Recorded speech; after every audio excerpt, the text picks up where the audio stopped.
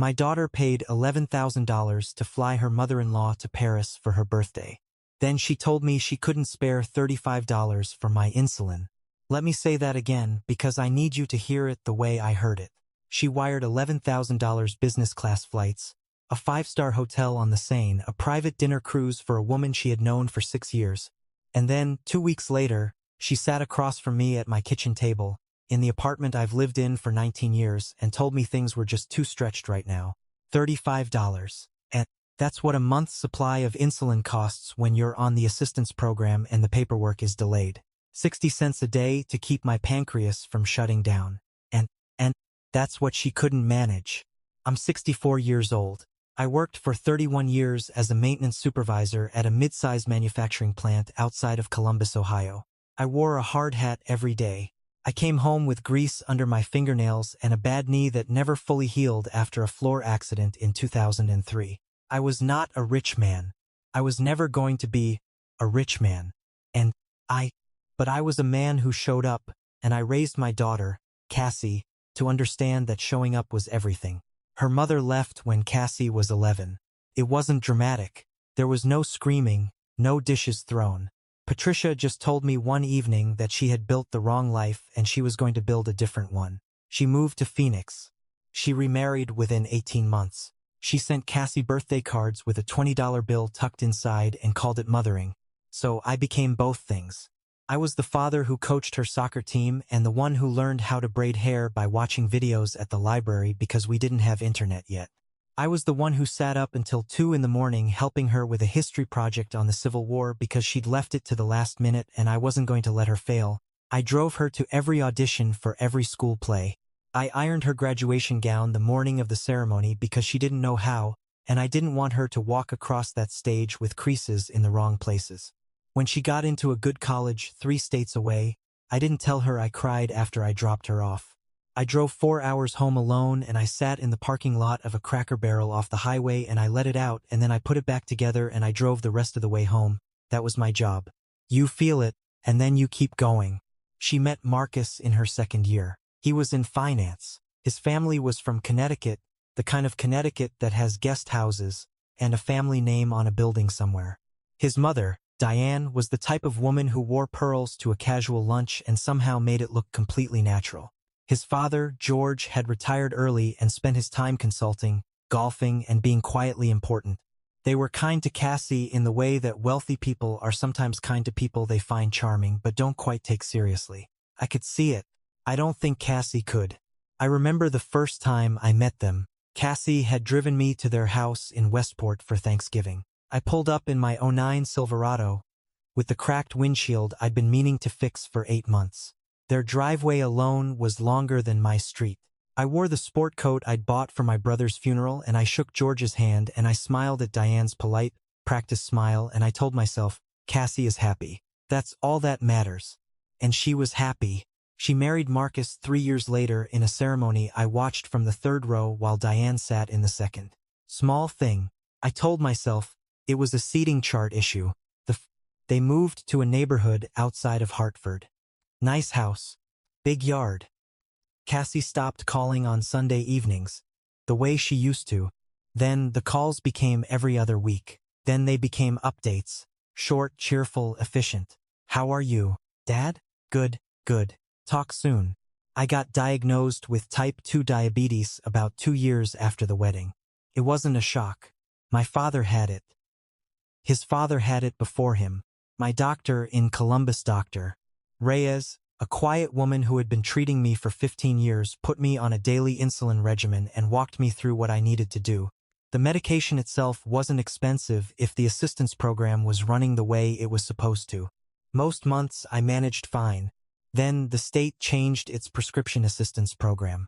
There was a gap in coverage, a re-enrollment period, paperwork that had to be resubmitted, verified, processed. Dr. Reyes told me it would take 4 to 6 weeks. In the meantime, I was paying out of pocket, $35 a month. I want you to understand that number. On my pension, I was bringing in roughly $1,100 a month. Rent on my apartment was $780. The rest went to utilities, groceries, the occasional prescription, gas, $35 didn't sound like much until you were looking at a checking account balance of $42 with 9 days left until the end of the month and your electricity bill due on Thursday. I did what I hadn't done in 23 years of raising a daughter mostly alone. I called and asked for help. I called Cassie on a Wednesday afternoon. She answered on the third ring. "Hey, Dad? I'm kind of in the middle of something. Can I call you back in 20?" I said sure. She called back in 45 minutes. Sorry. Marcus's mother is visiting and we've been running around all day. What's up? N. I told her about the insurance gap. I kept my voice steady. I told her it was temporary, that the re-enrollment was already submitted, that I just needed to bridge a few weeks. I told her. The amount? $35, I said, just to cover the month. I'll pay you back when the check clears. I'm said. There was a pause that lasted long enough for me to look out my kitchen window at the parking lot below and count 3 cars. "Dad," she said, and her voice had that careful, measured tone she used when she was about to say something she'd rehearsed. "We're actually really stretched right now. The house needs a new roof, and Marcus just had to put down a deposit on a car. And I'm sorry. I really am. It's just bad timing." I didn't say anything for a moment. "Cassie," I said, "it's my insulin." "I know, Dad. I know. But can you maybe ask the pharmacy for an extension? Or talk to Dr. Reyes about samples? These things usually work out." End quote. These things usually work out. "Okay," I said. "Don't worry about it. I love you, Dad." "Love you too."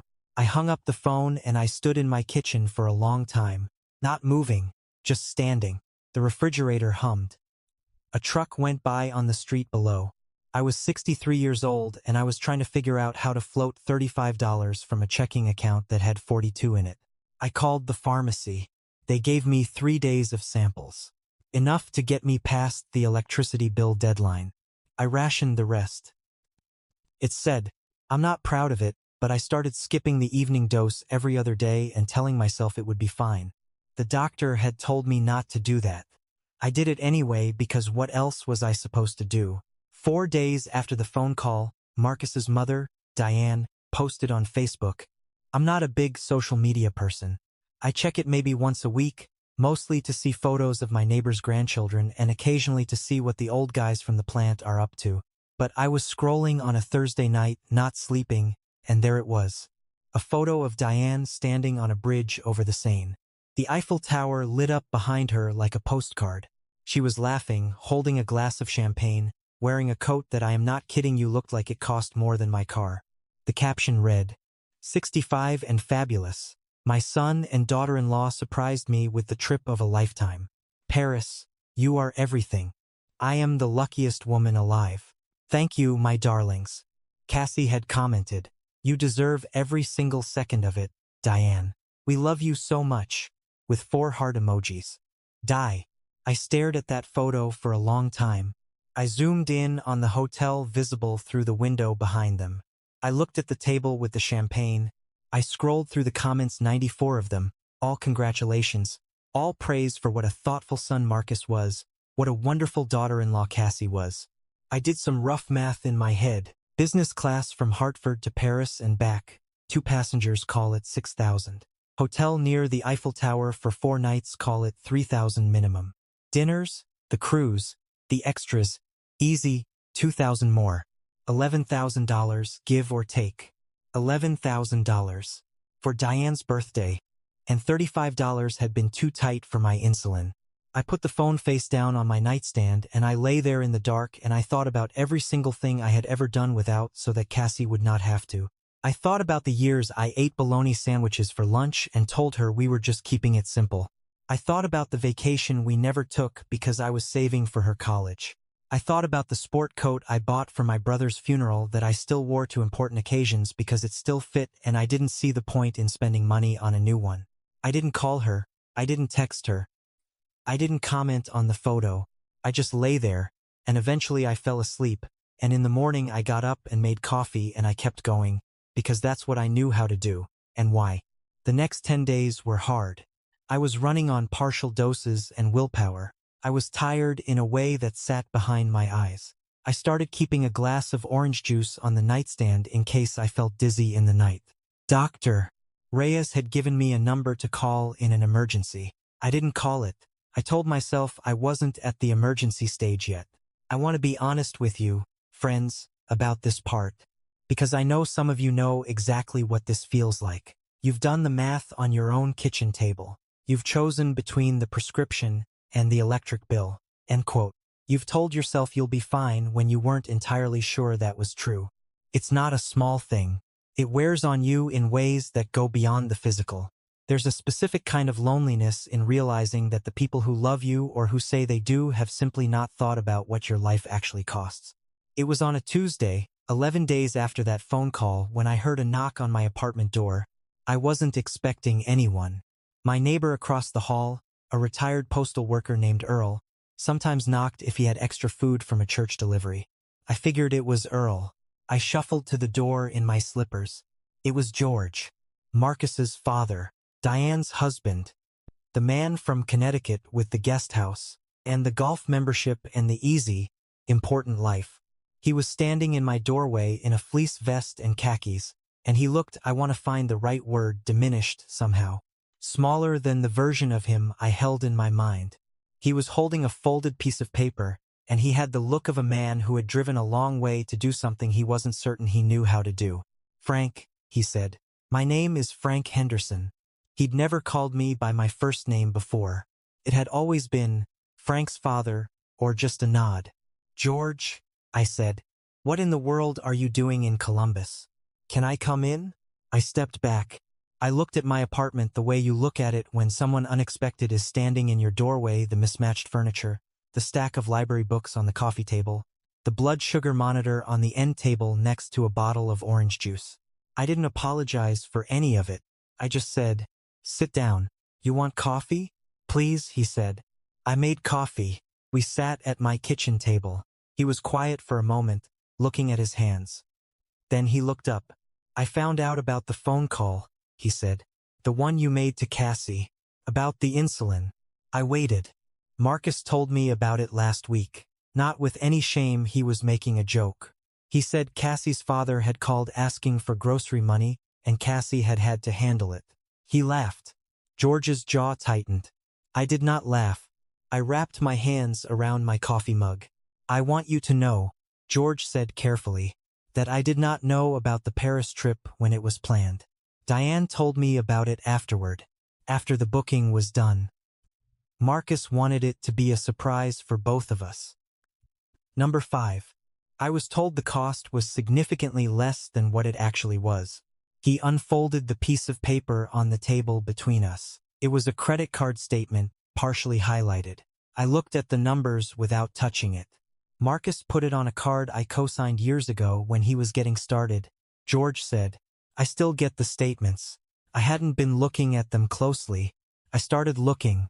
After what he said about you. The number highlighted in yellow was $11,340. He also, George continued, told Diane something about you. When she thanked Cassie for the trip, Cassie apparently said that it had been difficult because you had been asking them for money and it was a strain. She told Diane that you had a habit of calling when you needed financial help, and it was her word exhausting. The word landed like something physical. Exhausting. I, who had not asked my daughter for a single dollar in the entire 23 years since she left for college. I, who had sent her $50 when I could barely afford $40 for her birthday every single year. I, who had driven 16 hours round trip to help her move into her first apartment and refused to take gas money because she was just starting out and I wanted her to keep it. Exhausting. I checked, George said quietly. I asked Marcus directly. I said, Frank calls, often asking for money? He paused too long before he answered. Then he said, well, it's more Cassie's thing to deal with. I pushed him. He admitted it. One call, $35. Insulin. George reached into the inside pocket of his fleece vest and set something on the table next to the credit card statement. It was an envelope. I'm not here to embarrass you, he said. And I'm not here to pretend I've been a good I don't know what we are to each other. Frank. Fathers-in-law. I suppose. I'm not here to pretend I've treated you the way you deserved. I saw where you came from and I made a judgment and I kept it. That was wrong. I'm sorry. Eh. He pushed the envelope toward me. That covers 6 months of insulin and whatever else you need at the pharmacy. And the copay on any doctor's visits. I want you to be healthy. Not because of what Marcus did. Because you raised a daughter by yourself for 11 years and you drove to Hartford for every holiday and you sat in the 3rd row at that wedding and you smiled, Frank. You smiled the whole time. Frank. I looked at the envelope. My hands were steady, but just barely. You don't have to do that, I said. I know I don't have to, he said. That's why I'm doing it. I opened the envelope. I'm not going to tell you the number, because it doesn't matter. What matters is what George said next, after I'd looked at it and looked back up at him. There's something else, he said. He looked tired. We did a full accounting of the card last week. The Paris trip wasn't the only thing. There are charges going back 14 months that Diane and I weren't aware of. Dinners, weekend hotels, some kind of membership. Marcus has been supplementing a lifestyle that his salary doesn't support, and he's been doing it on a card that, legally, is partially my responsibility. He said it flatly, like a man reading a report. I've already spoken to a financial advisor. I'm having my name removed from the account. Marcus will have to manage the debt himself. He looked at me. And there's one more thing. I debated whether to tell you this, Frank, but I think you have a right to know. When I was going through the statements, I found a hotel charge from 8 months ago. Hartford, midweek. I asked Marcus about it. He said it was a work conference. I looked up the conference. It didn't exist. And ever, and ever, and ever, and ever. The kitchen was very quiet. I don't know what that means for certain, George said, but I think Cassie should know. And I think if you're willing, I would like to be the one to tell her. But I'd like you there when I do. But because she's going to need her father. I looked out the kitchen window at the parking lot. A woman was loading groceries into a minivan. An ordinary Tuesday afternoon in Columbus. I thought about Cassie at 11 years old, the morning after her mother left. She had come downstairs in her pajamas and looked at me and asked if we were going to be okay. And I had said, yes. And I had said yes because I meant it and because she needed to hear it and because I was not going to let her see me break. Okay, I told George. I'll be there. We drove to Hartford the following Saturday. George had asked Marcus and Cassie to come to their house for a family lunch. He told them it was about some financial paperwork that needed their signatures. Cassie texted me a question mark when she saw my Silverado in the driveway. I texted back, coming inside. Be calm. We sat in their living room. It was a beautiful room. I had been in it maybe 4 times. There was a sectional sofa and a coffee table that probably cost more than my monthly rent. Cassie sat across from me, and she had her mother's eyes and my stubbornness, and right now both of those things were pointed at the room with confusion. George laid it out quietly and completely. The credit card statements, the Paris trip cost, the fake work conference, the hotel charge. I watched my daughter's face as she listened. I have watched that face since she was 11 days old. I know every register of it. End quote. I watched confusion become comprehension, become something hard, and still, and very, very quiet. Marcus talked. He used words like context and perspective, and you don't understand the pressure I've been under. He looked at me once, and whatever he saw in my face made him look away. Cassie didn't scream. She didn't throw anything. She said, in a voice I recognized as the one she used when she was keeping herself together by sheer force, Dad, can you drive me somewhere? I stood up. Whenever you're ready. We drove. We didn't go anywhere in particular for a while. She looked out the passenger window and I drove through Hartford streets I barely knew. And eventually she said, I told Diane you were exhausting. I said that. I heard. I said, Dad, Her voice broke. I know, I said. I didn't know it was only $35. Marcus always said you called a lot, that it was a pattern, and I believed him. I didn't even ask. And I just believed him and I said no, and She stopped. Cassie, I said, look at me. She looked at me. I raised you. I know who you are. I know this wasn't you. She put her face in her hands and cried in a way she hadn't cried since she was 11 years old in pajamas, asking me if we were going to be okay. And I put my right hand on her shoulder, the same way I had then, and I kept driving because that's what you do. You feel it and you keep going. She stayed with a friend in Hartford that night. George offered his house, but she wasn't ready for that. Over the following weeks, she got an attorney. Marcus moved out. The financial picture was worse than even George had uncovered at first. Credit card debt in 6 figures, some of it predating the marriage. Cassie was not responsible for his debt. Her attorney made sure of that. George, true to his word, had his name removed from the card and made Marcus face the numbers alone. He did something else, too, that I didn't expect. He called me one evening, about 3 weeks after Hartford. "Frank," he said, "I've been thinking about something. Diane and I have a cabin up in Vermont. Small thing, on a lake. We go up in October every year. I'd like you to come." End quote. "Cassie and the kids eventually, whenever she's ready. But you this October. If you're open to it. If you're open to it." I was quiet for a moment. "George," I said, "I appreciate the offer, but I want to be straight with you. I don't need a vacation. I don't need anything beyond what you've already done." "I know you don't need it," he said. "I'm asking because I'd like the company. 2 old guys who got things wrong watching the leaves change. If that sounds terrible, say no." End quote. End quote. I thought about it. "I'll think about it," I said. I went. It was October, and the lake was cold and the trees were every shade of orange and red you can imagine, and George and I sat on the porch with coffee in the mornings and really talked. For the first time, without the architecture of a family event around us. He told me about his own father, a difficult man who had made George feel insufficient for most of his life. I told him about Patricia leaving, about the library videos about braiding hair. He laughed at that. End quote. A real laugh. "She was lucky," he said. "Cassie, I was luckier," I said.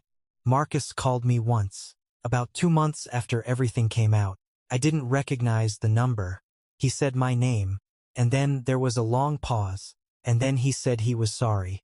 He sounded like a man who had lost a significant amount of sleep. I told him I appreciated the call. I told him I hoped he figured things out. I meant it. Anger is heavy, and I wasn't interested in carrying it. See AT5 sex. But I didn't invite him back in. There's a difference between wishing someone well and trusting them with your life again. I understand that difference now, in a way I don't think I did before. That said, I don't think I did before. It's been about 14 months. Cassie drives down to Columbus once a month. She brings my granddaughter, Sophie, Marcus's and Cassie's daughter, 4 years old, obsessed with dogs and the color yellow. Sophie calls me Papa. She runs to the door when they arrive. She wants to sit in my lap and watch the Nature Channel because she says the animal shows are the best shows, and she is correct. The insulin paperwork finally cleared. I'm back on the assistance program. I pay my $35 a month, and I don't think about it the way I used to. George sends a card on my birthday, a real card, handwritten. He is not a warm man naturally, but he's working at it, and I respect the effort more than I would respect the warmth coming easy. Cassie called me last Sunday evening. Not a check-in, not an update. Just to talk. Say, "Top by." She called and she said, "Tell me something good, Dad." And I said, "Sophie ran to the door so fast last Saturday she slipped on the rug in the hallway, and then she got up and kept running and didn't even look back." And Cassie laughed. A real laugh, the kind I hadn't heard from her in longer than I'd like to count. We talked for an hour. About nothing important. About Columbus in November and a documentary I'd seen about the migration of monarch butterflies and whether Sophie might like soccer the way Cassie did at that age. The ordinary, irreplaceable things. My daughter paid $11,000 to fly her mother-in-law to Paris. Then she told me she couldn't spare $35 for my insulin. But what that day showed me the day I made that phone call and heard the silence on the other side is that the accounting of love doesn't work the way you think it does. End quote. You don't earn it with sacrifice. Weapon, Mike N. You don't store it up. It exists in the moments people choose you, actively, in the small specific ways that cost something. George chose me when it would have been easier not to. Cassie chose me again when she had every reason to disappear into her own grief. Sophie chooses me every Saturday by running down the hallway and not looking back when she falls. I spent a lot of years making myself smaller so my daughter would have more room to grow.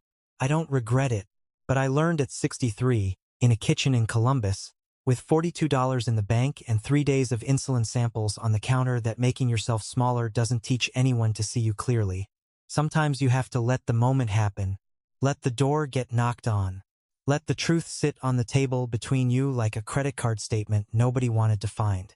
And then, if you're lucky, you get a porch in Vermont in October, and coffee going cold in your hands, and an unlikely friend in the chair beside you, and the whole valley turning red and gold in front of you like the world is trying to tell you something.